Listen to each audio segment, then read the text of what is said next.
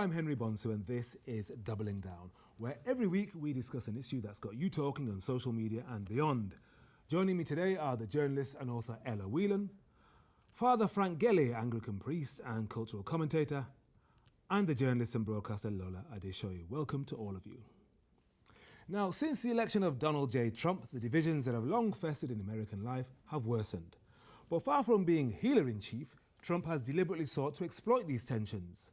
The targets of his them and us rhetoric on Twitter, from the Oval Office and at public rallies, have ranged from Mexicans to Muslims to anti-gun activists, and from the fake news media to immigration judges and even African-American footballers. But now anger over the policy of separating undocumented parents from their children and the prospect of a new anti-abortion Supreme Court justice have taken tensions to boiling point. As a result, prominent members of the Trump administration like Sarah Sanders and Stephen Miller have faced direct action from activists at restaurants and outside their homes. It's led to a media panic about a crisis of uncivility and dire warnings about the possibility of a new civil war. Okay, panel, let's get some perspective from you. Lola, you have lived in the States for a long time. I'm just wondering how you would describe what's happening there at this moment. I think it's a culture war, and I said this just before the election happened, actually, because it was clear to me what Trump was trying to do. I think Trump lives in the past in his mind, and I think he glorifies some aspects of American culture, which, if he had his chance, he might try and bring back. Remember, the Civil War was about, states' rights and slavery, and so. Maybe if he could, he would like to go back to that time. I don't think he'll be able to. That's a bit extreme. You really think he would like to go back to the 1860s? Well, he seems to be, if you read the undertones of what he says, I hear a lot of similar rhetoric. How seriously do you think we should take this rhetoric? Remember, this is the land of the free First Amendment. You can say pretty much whatever you want. Yeah, it's protected constitutionally. I don't think there's going to be an actual civil war, but I think culturally we should take it very seriously. Frank, you write a lot about culture in your weekly rants, and how alarmed are you by what you see on the other side of the pond? Well, it's going to get rougher. Trump is a subverter of liberal values. He's a sort of iconoclast. I've compared him to Nietzsche's Superman, with a bit of an exaggeration. Yeah. But certainly he's taken on all the idols, and Nietzsche wrote a book for the Twilight of the Idols, or the idols, so-called idols of our liberal culture. So in this sense is a revolutionary, or perhaps, as she was saying, maybe a reactionary. But in a way, what's new here? I mean, America, take the violence. America was born out of violence. It was a colonial invasion. There was violence between classes. There was violence between people of the far west, of course, racial violence. So in a way, there is nothing... It was a genocide. The natives, Native Americans. Yes. Yes. We can't really sugar that one, can we? We came up with a phrase in the American Constitution, a reference to a wild, savage people who do not really respect any civilized values and so on, people are objecting to. Now, leaving that aside, yes, it was violence. It was an aggressive, ferocious affair. So there is nothing new here. But I think we must not exaggerate. I don't think we are on the verge of a civil war. So you think America is just returning to type? It was born in blood. It's a violent culture. I think that's again, it would be pitching it too high. But I think Trump has declared war on liberal values. One typical example: he wants to pull out of the European Council of the United Nations Council of Human Rights. And human rights is one of the greatest idols of liberalism. Right. Okay. Ella, you are a libertarian, not a liberal with a small L. Do you think this is a kind of culture war that the United States needs in some ways to refresh itself, or do you think actually it's looking a bit dangerous?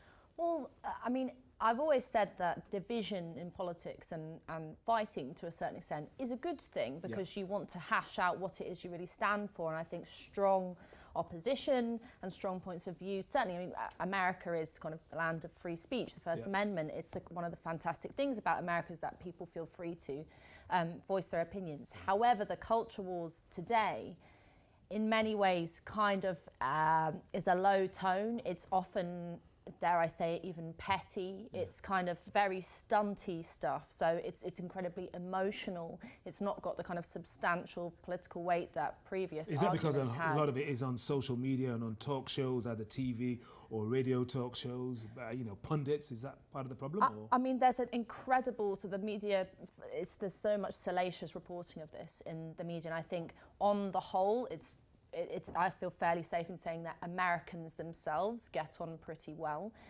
The problem is Trump. Lola's looking at you askance. The problem is, I think the problem is that Trump Trump is the site at which people want to put all their kind of grievances with. Yeah. So politics now in America really is either pro-Trump or anti-Trump.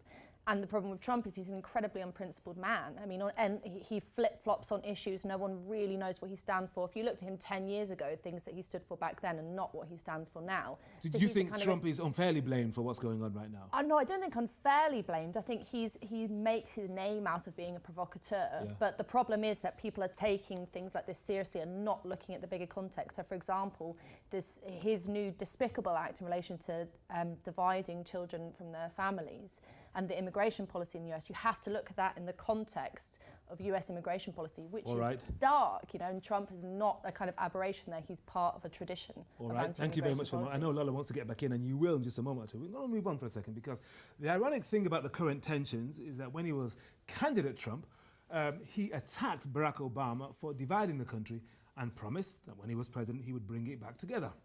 But last year, a Washington Post University of Maryland poll found that 70% of Americans believe their country is as divided now as it was during the Vietnam War, with 62% saying their president is to blame. And here's why. The new platform of the Democrat Party is to abolish ICE. In other words, they want to abolish immigration enforcement entirely. That's what they want to do. They want everybody coming in. We will not stand for these vile Democrat smears against our law enforcement. And that includes our great police. That includes our great border patrol. That includes our military, where they're always fighting against funding for the military. Because I see it. I see the way they write. They're so damn dishonest. And I don't mean all of them, because some of the finest people I know are journalists. Really hard to believe when I say that. I hate to say it, but I have to say. But 75% of those people are downright dishonest. Downright dishonest. They're fake. They're taking pot shots at the Democrats and journalists there, but the controversial policy of separating families who've crossed the US border illegally has raised the stakes even higher. Now, some on the left have had enough. They include Democrat Congresswoman Maxine Waters, who urged supporters to confront members of the Trump administration whenever they saw them in public. As you're deporting and imprisoning tens of thousands of people who come here seeking asylum in the United States, we call on you to end family separation and abolish ICE! Abolish ICE! Abolish ICE! Abolish ICE! Abolish ICE! Shame! Shame! Shame! Shame! Shame! Shame! Shame! Shame! Shame! That woman in the corner was the Homeland Security Secretary Kirstjen Nielsen, the target of direct action in a restaurant. All very in your face and meat and drink to the president, who warned Maxine Waters to be careful what you wish for. Now, make of that what you will, but it's a kind of rhetoric that has persuaded nearly a third of Americans that there really could be a civil war in the next 5 years. So let's put that to Dave Cullen, a journalist, author and expert on American culture. Dave, welcome to the program. Hi, thanks for having me.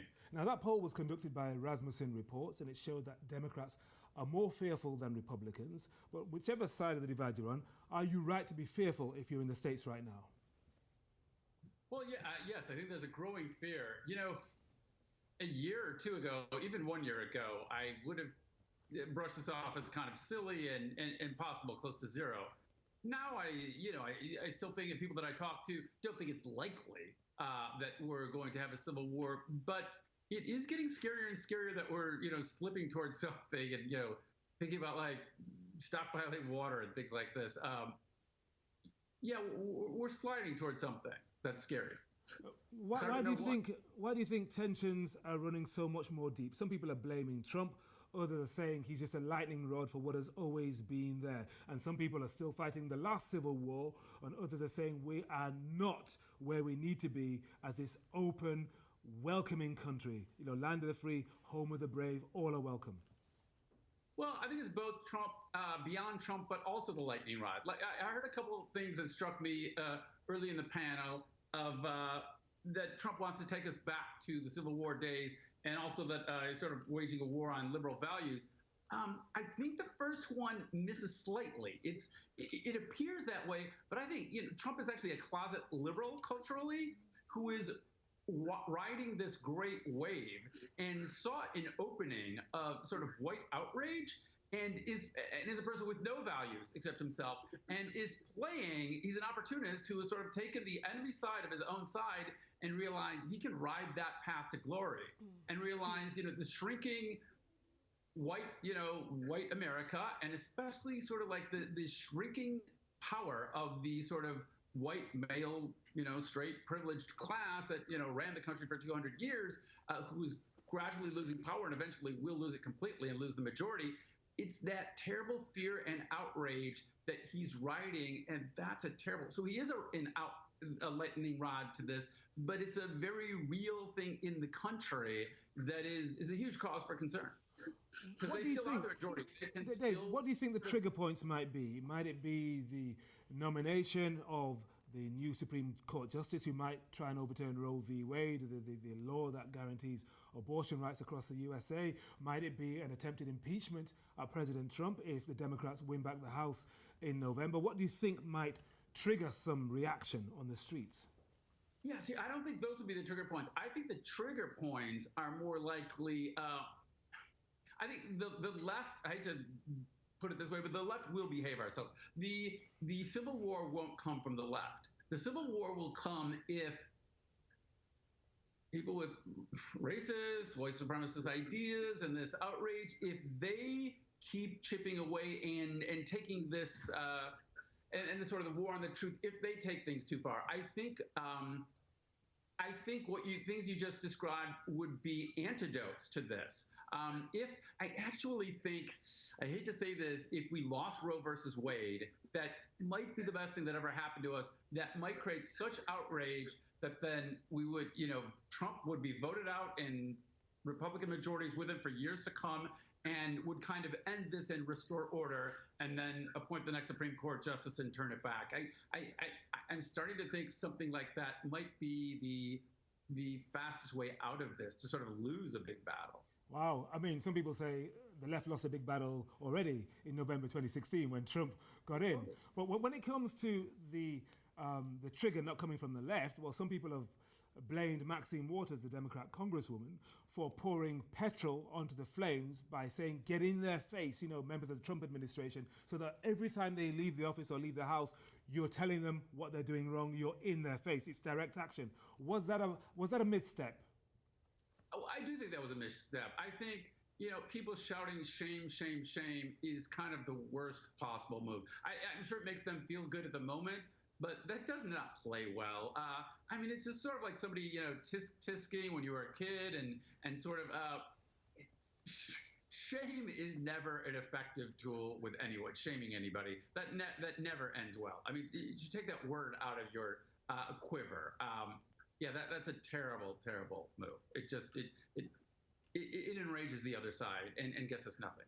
All right, Dave, thank you very much indeed for joining us from Long Island. So panel, that was Dave Cullen there. He's an expert on American culture. I'm just wondering who wants to dive in first, because he said quite a lot there. Everything ranging from a misstep by Maxine Waters to the trigger points. Maybe Roe versus Wade should be lost because it would galvanize what he would say is the left, centre left. Who wants to go first?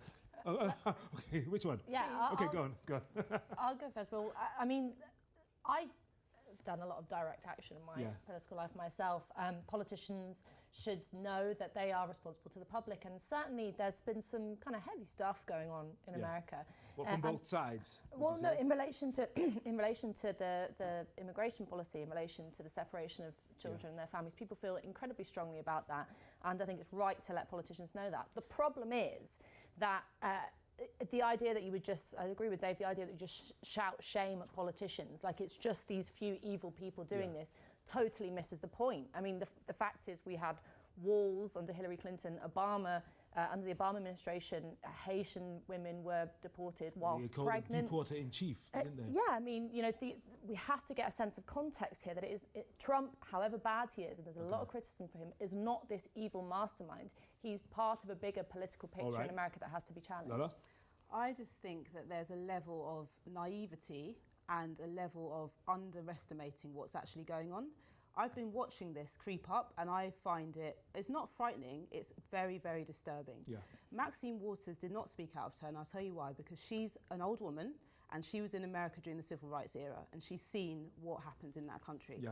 It's okay to be in New York and be in California and be in the liberal places and feel like, oh, you know, it's no big deal. Go to other parts of the country and see this kind of thing is very serious. People take the media very seriously in America and they take the president very seriously. There's no monarchy, there's no kind of way of being that Americans have all the time. So the president... There's lots of distinct tribes, are you saying? Yeah. Identities? Yes, very much so. And I lived for a while in a small town in Massachusetts where it's a lot of gun owners, a lot of people who are very, very resistant to the changing demographics in the country. And it was really, really fascinating to be there. But to underestimate how much influence someone like Trump has is precisely the problem. All right. Frank? Yes. First, to call Trump a closet liberal is a bit like calling Tommy Robinson a closet Muslim. Right. It's complete nonsense. Well, he used to be a Democrat, didn't he? He used to be pro-choice. I mean, he used to be lots of things. I mean, he's not a closet liberal now, that's for sure. All right. But politicians do change position. But what I want to say is a question about children being separated from their families. Yes, that looks pretty bad. Please remember, 45 million babies have been aborted since 1970 because of the liberal abortion laws in the States. 45 million babies. Now, that's pretty bad as well, because the children separated from the families are not being murdered. Some people have made a comparison with the Third Reich, of Jews and so on. So you welcome this part of the culture? No, I don't welcome. I'm just saying. Right. I do welcome. I have demonstrated against abortion clinics. Right. I've done it only once, but I totally support that because abortion is murder. All right, leave that hanging there. I know you want to get back in, but let's see what our viewers have been saying, because as you might expect, this is one of those topics that really gets people fired up. So let's see what's out there on social media. And first on Twitter, we have Peter, who says Trump is preparing a civil war. His rabble-rousing rally addresses are recruiting speeches for an army of armed militias ready to take to the streets and even storm the Capitol in his defense.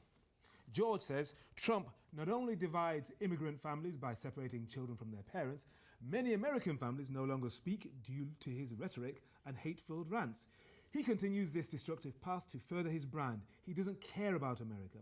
All right, well, now let's see what's happening on Facebook. Obadele says, there is nothing civil about Trump or his entire administration.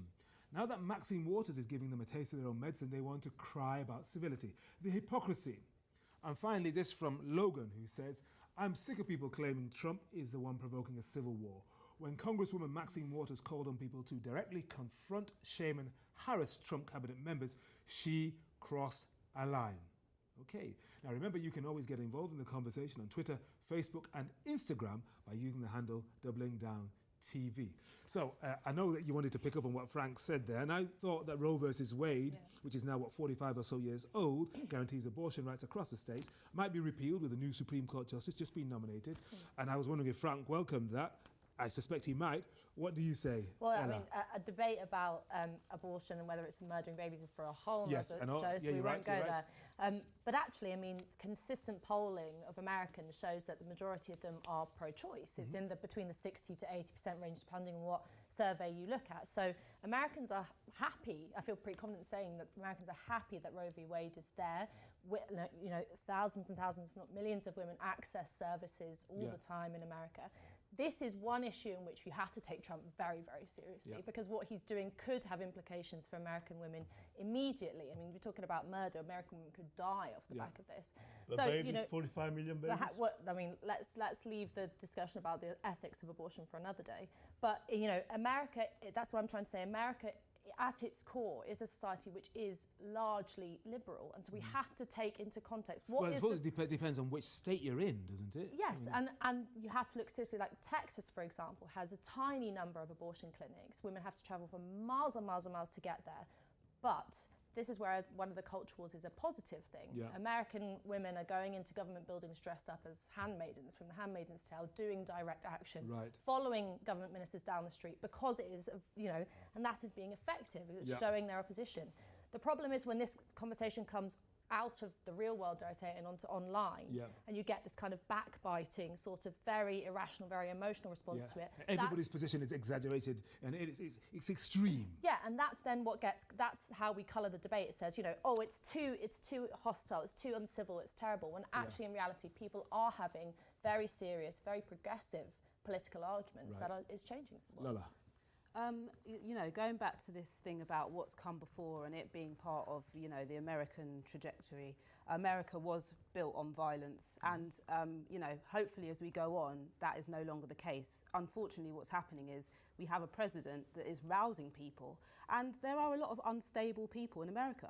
You know, we've had shootings by white supremacists. We had Dylan Roof who went into a church and massacred a bunch of 9 people. Yeah. He's not the only one. There are other people like that in the country.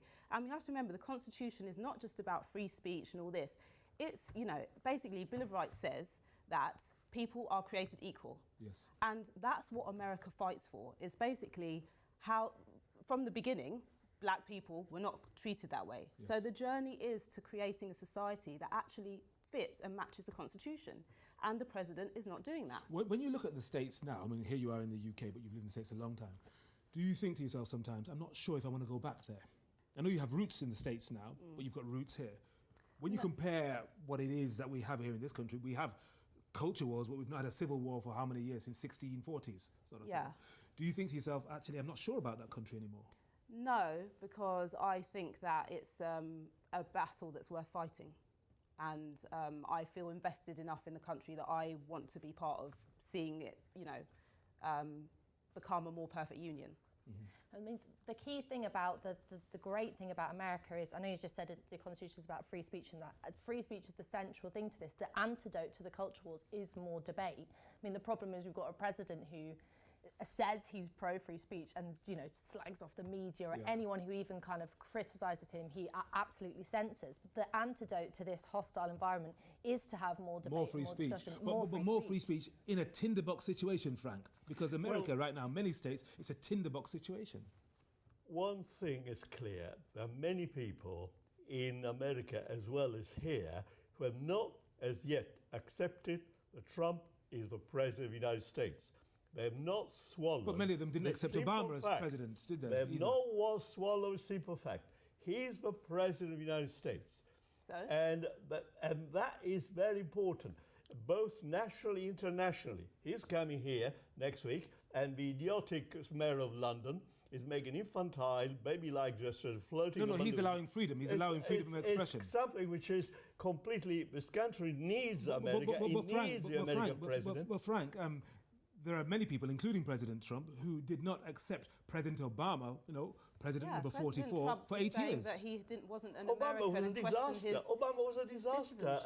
So what does that make Trump? Increased and he betrayed his commitment to Muslim initially, the Cairo speech. He went completely the other way.